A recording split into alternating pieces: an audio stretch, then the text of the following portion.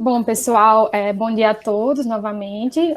Hoje a nossa equipe vai falar sobre seletores biológicos, controle operacional e problemas operacionais em sistemas de lodo ativado. E dando continuidade aqui à apresentação, eu vou mostrar os principais problemas operacionais em sistemas de lodos ativados, fornecendo uma referência rápida entre os principais problemas, como identificá-los, suas causas e medidas de controle. Aqui estão listados os principais problemas operacionais, e eu já adianto a vocês que grande parte desses problemas ele está relacionado à sedimentabilidade do lodo. Nós iremos ver também problemas associados à decomposição de compostos orgânicos, como, por exemplo, compostos nitrogenados, problemas associados a problemas elétricos, entre outros. Então, o primeiro problema que eu quis destacar aqui foi o lodo ascendente. Esse problema ele é identificado pela formação de aglomerados de lodo de diversos tamanhos, que surgem e dispersam-se na superfície do decantador, como vocês podem ver aí na imagem. Além disso, pode ser observado também bolhas de gás envolvidas no floco, baixa turbidez, um IVL alto e presença não significativa de bactérias filamentosas. Mas é importante destacar que mesmo com aglomerados de lodo na superfície do decantador, esse lodo ele tem uma boa sedimentação. O problema é que, decorrido algum tempo, ele flota. E aí a gente vai ver algumas causas pela qual isso acontece. Uma causa atrelada a este problema é a desnitrificação. Um processo já bem discutido, inclusive aqui na disciplina, mas reforçando mais uma vez, né, que é a conversão do nitrito ou nitrato a nitrogênio gasoso. E eu destaquei aqui a desnitrificação porque, além dela ser uma causa de problema, ela pode ser o problema a depender do ponto de vista. É meio que um efeito dominó. Um problema ele vai desencadeando o outro. Por exemplo, a desnitrificação no decantador secundário, ela vai ser consequência da presença de nitrato no mesmo. E isso acontece quando se demora a descartar o lodo. Pois bem, com a desnitrificação, nós temos a formação de nitrogênio gasoso, que flota em bolhas finas, indo para a superfície, para a atmosfera, podendo provocar, assim, a flotação do lodo. Acho que dá para perceber aí que um problema ele leva ao outro. Uma outra causa são as bolhas de gás, que podem ser também consequência da desnitrificação ou uma aeração excessiva, e também a presença de lodo séptico. Como forma de controle, a primeira coisa é verificar qual é a real causa. Verificou, através daqueles parâmetros, que inclusive o Rafael já falou, verificou o que é que está acontecendo, por exemplo, é a desnitrificação que está fazendo o meu lodo flotar. E aí uma opção é criar ou aumentar as zonas anóxicas no reator, e isso se o objetivo do seu sistema é a remoção de nitrogênio. E aí vocês podem me dizer, não, na ET que eu opero, ela não foi projetada para a remoção de nitrogênio. Então, o que é que eu vou fazer? Aí, nesse caso, a medida de controle, ela pode ser reduzindo a idade de lodo, ou reduzindo a concentração de oxigênio no reator, fatores que façam com que não ocorra a nitrificação. Já as medidas de controle para lodo séptico é reduzir, por exemplo, o tempo de detenção do lodo no decantador secundário. E como é que eu faço isso? Aumentando a minha vazão de recirculação. Eu posso também aumentar a velocidade do mecanismo de raspagem do lodo. Um outro problema, já bem discutido, inclusive aqui na apresentação, lodo entumecido. Como a Thaís já falou o que é, eu vou passar só para a parte de como identificá-los, né? Que seria através de uma massa nebulosa no decantador, um elevado IVL e excesso de bactérias filamentosas, que eu consigo observar isso, né, através de exame microscópio. As causas também, como já foi falado, eu vou passar das medidas de controle. Então, a minha forma de controle, ela vai estar sempre associada à minha causa. Então, nesse caso, se a causa é uma baixa concentração de OD, nós vamos observar se os aeradores ou difusores, enfim, se o sistema de aeração está com algum problema. Se sim, então é tentar solucionar, ou consertar, ou substituir. O importante é garantir um OD na faixa de 1,5 a 2 miligramas por litro, Essa é uma faixa padrão para esse tipo de sistema. Se o problema for o pH, né, pH inferior a 6,5, e esse sistema ele opera muito bem próximo à neutralidade. Então, uma alternativa é adicionar agentes alcalinizantes. Pode ser que esse efluente ele já venha com pH baixo, então esse problema ele pode ser corrigido ou na fonte ou por meio de um tanque de equalização. Se a causa for a carga orgânica inadequada, isso porque o esgoto ele tem uma baixa carga de DBO, aí neste caso a solução pode ser reduzir a vazão de recirculação ou aumentar a vazão de descarte do lodo.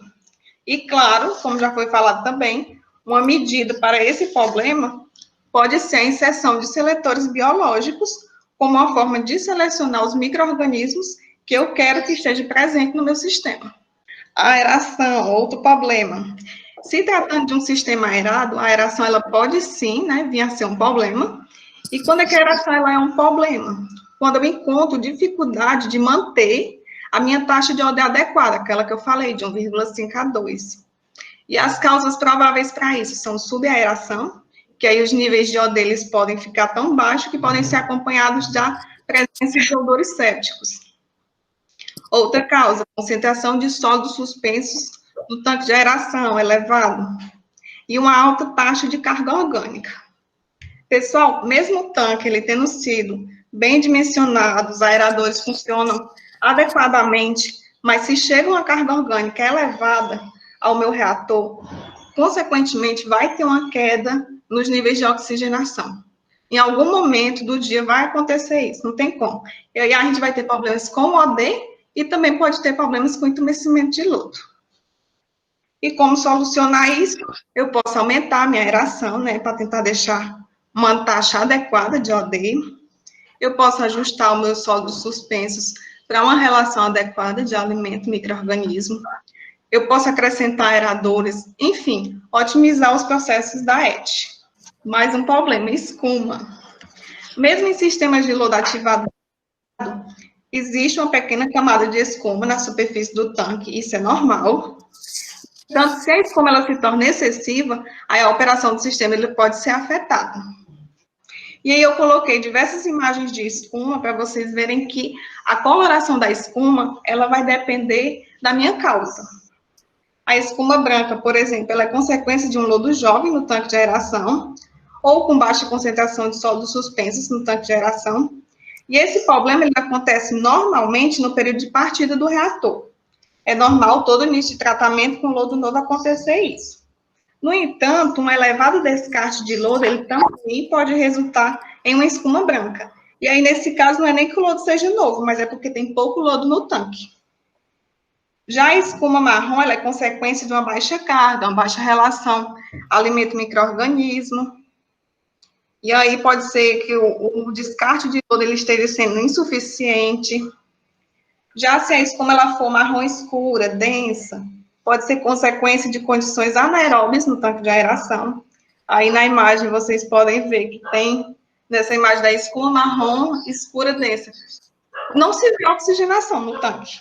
E essa outra imagem é o que seria uma condição ideal, né? Uma espuma leve, em pequena quantidade, no tanque. E como medida de controle, se o problema for o lodo jovem, uma alternativa é não descartar o lodo do processo por alguns dias, ou então manter uma descarga mínima. Se o problema for a baixa relação alimento-micro-organismo, a solução é aumentar essa taxa de descarga de lodo para até 10% por dia, até o processo estabilizar. E se a descarga for excessiva, né, ele pode reduzir muito os sólidos suspensos no tanque de aeração e ocasionar o problema na escuma branca. Se o problema for o OD, a gente já viu que é aumentar a oxigenação para a faixa adequada. Eu queria destacar aqui, mais uma vez, que, a depender do meu ponto de vista, né, o meu problema, ele pode ser a causa de outro problema. E aí, por exemplo, o que uma elevada concentração de amônia, ela pode causar no sistema? Eu digo a vocês, ela pode causar nitrificação no meu tanque de aeração, mesmo com baixa idade de lodo. E, por vezes, esse sistema de aeração, ele pode não estar dimensionado para receber essa carga elevada. E, como consequência, eu posso ter problemas com oxigênio e entumecimento de lodo. E o que pode causar uma elevada concentração de amônia? Um monte de coisa pode causar isso. A inibição do crescimento das bactérias nitrificantes, isso porque está tendo uma baixa concentração de OD no tanque, ou porque os valores do pH eles estão abaixo, e esse grupo de micro-organismos eles se fixam melhor entre 6,8 a 7,5 pH, ou pode ser a concentração de sólidos suspensos no tanque sendo insuficiente, por conta, seja, decorrente de uma excessiva vazão de descarte de lodo, ou insuficiente recirculação, e pode ser que o meu afluente ele já venha com a carga orgânica de amônia muito elevada. E aí, como eu vou fazer isso através das análises, né, principalmente aí de nitrogênio total que já dá. E como forma de controle, além do que eu já falei em relação ao D e pH, eu posso introduzir uma zona anóxica temporária, por exemplo, com o desligamento dos aeradores. Eu posso tentar aumentar a minha biomassa no reator, reduzindo a vazão de descarte ou aumentando a vazão de recirculação. E em relação ao problema de sobrecarga de sólidos nos decantadores secundários, eu identifico isso através de uma manta de lodo em elevação, um IVL baixo, e as causas, ela está associada à elevada vazão afluente, baixa vazão de retirada de lodo do fundo do decantador e incapacidade insuficiente dos decantadores secundários. E como contornar esse problema? Eu posso reduzir a minha carga de sólidos, né, aplicada por unidade diária dos decantadores, e eu consigo, aumentando a minha vazão de descarte de lodo, eu posso tentar equalizar a minha vazão afluente, né, através de tanques de equalização. Eu posso aumentar a minha capacidade de armazenamento de lodo. E eu vi uma forma que eu achei bem interessante, que é o armazenamento temporário do lodo no reator. E isso acontece através do direcionamento do afluente para um ponto mais ajustante. Só que isso só se aplica em reatores de alimentação escalonada. Então, dando continuidade ao que já foi falado, né, aos problemas que já foram comentados, nós temos a demanda bioquímica de oxigênio, que é um dos parâmetros mais importantes quando nós falamos de tratamento de esgoto, seja ele industrial ou sanitário. E aí nós temos a nossa legislação brasileira, o CONAMA, na 430, artigo 16, falando que a DBO ela deve ser controlada e isso se dá através da eficiência da remoção de DBO, né? E aí tem a fórmula da eficiência, que é a DBO de entrada menos a DBO de saída, dividido pela DBO de entrada vezes 100. A exigência do CONAMA para essa remoção de DBO é que a estação reduza pelo menos 60% em relação à DBO de entrada. E isso varia muito. Existem outras empresas que impõem limites ainda mais extremos, né, que pode ser para atender alguma legislação de fora do Brasil. E aí nós trouxemos um exemplo prático para tentar entender os problemas da baixa eficiência de remoção de DBO no sistema de lodos ativados, né?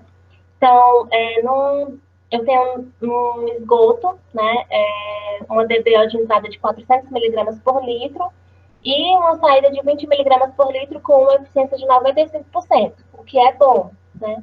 E aí, passado 2 semanas, fazendo esse monitoramento, tem-se a mesma entrada de 400 miligramas por litro, só que uma saída de 100 miligramas por litro, caindo a eficiência para 75%. Então, houve uma queda na remoção, e o que é que pode estar ocasionando isso no sistema de lodos ativados? Então, a primeira coisa que nós devemos analisar e que nós devemos saber é que, para se evitar os problemas, é muito importante a operação da estação. O passo a passo para controlar a estação de tratamento de esgoto, identificar os problemas, né? Operar a estação com metodologia, com sistematização, né? Não só opera a estação só pela cor ou pelo odor. Então, voltando ao exemplo, né? A minha eficiência caiu e eu preciso descobrir qual é a causa. Então, a primeira coisa que tem que fazer é analisar, né? Analisar a microbiota, análise de flocos, bactérias filamentosas, a quantidade, a espécie de filamentos, a quantidade de protozoários e metazoários também, tá? Então, comparando essas duas situações, né, dos flocos, onde a primeira foto, ela mostra os flocos bem compactados, firmes, arredondados, né, Isso quando se tem uma eficiência de 95%. É uma quantidade boa de filamentosas, né, bem controlada. Se aí na segunda foto, com uma eficiência de remoção de 75%, temos um floco disperso, sem uma boa coesão, né, correndo o risco de ser arrastado no decantador secundário. Então, com isso, através dos flocos, é possível identificar a causa da baixa eficiência. Porque esse floco ele pode nos indicar que a estação ela pode estar com excesso de surfactantes, né? O que provavelmente vai ter uma boa quantidade de espuma no tanque de aeração. Então, seria uma boa forma de se avaliar esse problema. Esse floco ele pode ficar disperso também pelo pH. Se o pH do afluente estiver muito ácido, acaba matando as bactérias e não permite que os flocos formem direito. Por isso, a importância do monitoramento do pH. Outra coisa, a temperatura. A temperatura muito alta, acima de 37 graus, ela pode causar esse tipo de problema também. O lodo muito jovem, né, controlando a idade do lodo através da taxa de recirculação em sólidos. Então, o descarte de sólidos ele tem a ver com a baixa eficiência da remoção. Porque se o lodo estiver muito jovem, descartando o lodo demais, não dá tempo das bactérias se formarem da forma como elas têm que se formar, né, em blocos, então não trata como deveria. Como a Zilene já falou, a relação alimento-micro-organismo também pode deixar o floco ruim, assim como os protozoários também. Um fator que influencia na formação dos flocos e também, consequentemente, na eficiência de remoção de DBO, né, é a toxicidade. Ou seja, algum componente que deve estar vindo do despejo, né, e matando essas bactérias. E aí o controle do afluente é muito importante para a identificação desses problemas, né? Como eu já falei, medir o pH, controle de temperatura, dos surfactantes, da idade do lodo, tudo que já foi falado. E aí, se, por exemplo, fosse identificado que a idade do lodo estivesse muito jovem, né, no projeto dizia que era para manter em torno de 25 dias. Se você estava descartando em 10 dias, então a solução seria aumentar a idade do lodo, diminuindo o descarte dos sólidos, que provavelmente o lodo vai voltar para a condição normal, né? E aí voltaria a ter uma eficiência de remoção como a anteriormente atingida. Depois de um tempo, né? Claro, porque nada é tão rápido quando se trata de lodos ativados. E aí também pode acontecer de se fazer análises, né, microbiológicas, e o seu floco já está ok. Mas não sendo possível identificar o problema no floco, e mesmo assim a eficiência ainda está baixa. O que é que pode estar acontecendo, né? Que é a questão da biodegradabilidade do afluente, que pode estar mudando, né, e pode estar baixo. Através da análise de uma relação de DQO-DBO, é possível analisar, né, um efluente considerado bem biodegradável dá menor que 2,5.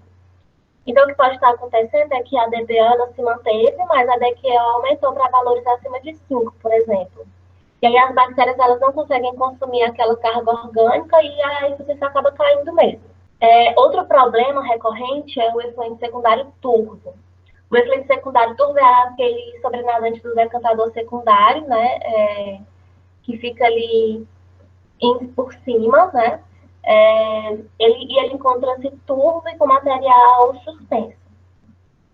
Ontem, o professor Marcos Gomes-Perrin, na palestra dele, comentou sobre o efluente secundário turvo, quando ele falou da parte de tratamento de lodos ativados, e ele comentou até que algumas bactérias ainda ficavam ali no sobrenadante também, né? O efluente uma possível causa, né, para esse problema é o aumento da carga orgânica. Então, deverá se verificar se o oxigênio dissolvido no tanque de aeração, né, verificar os sobrenadantes. E uma solução para esse problema seria adicionar coagulantes, como o sulfato de alumínio, que já é bem utilizado nesses processos, ou até mesmo o cloreto férrico, como um polímero para ajudar na sedimentação dos flocos. Mas um dos problemas é o aglomerado do solo, é o aglomerado do lodo, que fica emergido em algum determinado local do decantador e é causado pela sobrecarga hidráulica, né? Uma solução para esse problema seria ampliar o sistema de lodos ativados, o que não é muito indicado devido aos custos, né? Porém, com a construção de um novo decantador ou com um novo tanque de aeração, ou ainda aumentando o descarte do lodo, seria possível resolver esse tipo de problema. Se a carga de sólidos ela encontra-se correta, mas a camada de lodo está muito alta, outra alternativa seria aumentar a taxa de retorno e, se possível, mudar a alimentação para o processo de estabilização por contato, né, de forma a transferir o lodo do decantador para o tanque de aeração. Outro problema operacional recorrente é o arraste dos sólidos, que pode ser indicado pelo aglomerado de sólidos emergidos em determinados locais do decantador, né? E isso pode se dar pelo mau funcionamento do equipamento, né? Por correntes de temperatura, né, pela própria temperatura do sistema, a sobrecarga hidráulica ou de sólidos. Então, precisa se observar a necessidade de reparo ou troca do equipamento danificado, né? Recalibrar os equipamentos, os medidores de vazão, ver a necessidade de xincanas adicionais nos decantadores, entre outras soluções. Então, existem outros problemas operacionais relacionados aos lodos ativados. Nós não podemos citar todos, senão ficaria muito extenso, né? Mas, como dica, tem vários quadros, resumos em manual de operação, que citam todos os problemas operacionais acerca dos lodos ativados. Então, fazendo o apanhado geral do nosso trabalho, né, nós falamos aqui sobre o sistema de lodos ativados, seletores biológicos, o controle operacional desses sistemas, dos objetivos do controle operacional, assim como das dificuldades da operação, dos problemas operacionais e algumas possíveis causas e soluções, né? E aí nós podemos concluir que a inclusão ou não de seletores biológicos no AET, ela deve ser pensada de acordo com as características do esgoto. Por isso, os experimentos de laboratório eles estão associados a estudos em larga escala, né? E são muito necessários para o controle desse sistema. Os principais problemas operacionais em um sistema de lodo ativado estão relacionados à sedimentabilidade do lodo biológico nos decantadores secundários. Essa baixa decantabilidade, ela geralmente está associada ao entumecimento do lodo, como nós falamos, né, que é causado pelo desbalanceamento de crescimento entre bactérias filamentosas e as formadoras de flocos, o que ocasiona o arraste de sólidos no final, né? Um problema ele pode, como a Zilene falou, acabar ocasionando outros problemas, né? E assim como a medida de controle, ela pode solucionar também vários problemas. É isso, pessoal. Obrigada.